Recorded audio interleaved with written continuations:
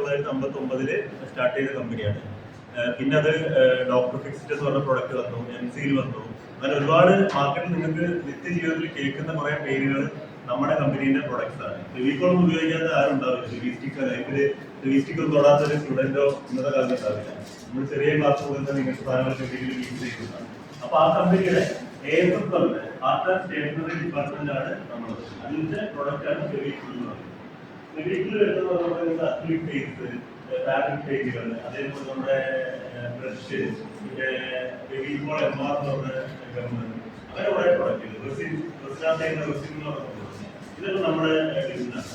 അപ്പം നമ്മളെങ്ങനെ ചെയ്യുന്നത്, നമ്മുടെ കമ്പനിയുടെ ഒരു മാർക്കറ്റിംഗ് സ്ട്രാറ്റജി എന്ന് പറയുന്നത്, ഞങ്ങൾ അഡ്വർടൈസ്മെന്റിന് ഉപരി നമ്മൾ BTL മാർക്കറ്റിംഗ് സെക്ഷനും കൂടെ ഉണ്ട്.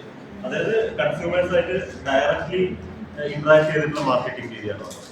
അപ്പൊ അതിനുവേണ്ടി നമ്മൾ കമ്പനി ട്രെയിൻ ചെയ്തെടുക്കുന്ന ഒരുപാട് ഫാക്കൽറ്റീസ് കാര്യങ്ങൾ നമുക്ക് ഓൾ ഇന്ത്യ ലെവലിൽ ഏകദേശം ഒരു 12,000-ലുപരി നമുക്ക് ട്രെയിനേഴ്സ് തന്നെ കമ്പനിയിൽ വരുന്നുണ്ട്. അപ്പൊ ഇവര് നിങ്ങളെപ്പോലുള്ള സ്റ്റുഡൻസിനെ ഫാഷൻ ഡിസൈനിങ് ഇൻസ്റ്റിറ്റ്യൂട്ട് ആയിക്കോട്ടെ, ഇങ്ങനത്തെ കോളേജസ് ആയിക്കോട്ടെ, ആർട്സ് ആൻഡ് സയൻസ് കോളേജസ് ആയിക്കോട്ടെ, എല്ലാ ഇൻസ്റ്റിറ്റ്യൂട്ടുകളിലും വന്നിട്ട് നിങ്ങൾക്ക് ഇങ്ങനത്തെ ക്ലാസ്സസ് അറേഞ്ച് ചെയ്തിട്ടുണ്ട്. ഉദാഹരണം പറയാൻ നമുക്ക് ഈ നിങ്ങൾ കേട്ടിട്ടുണ്ടാവും ഈ ക്ലോത്തിലൊക്കെ പെയിന്റ് ചെയ്യുന്ന ഫാബ്രിക് പെയിന്റിംഗ്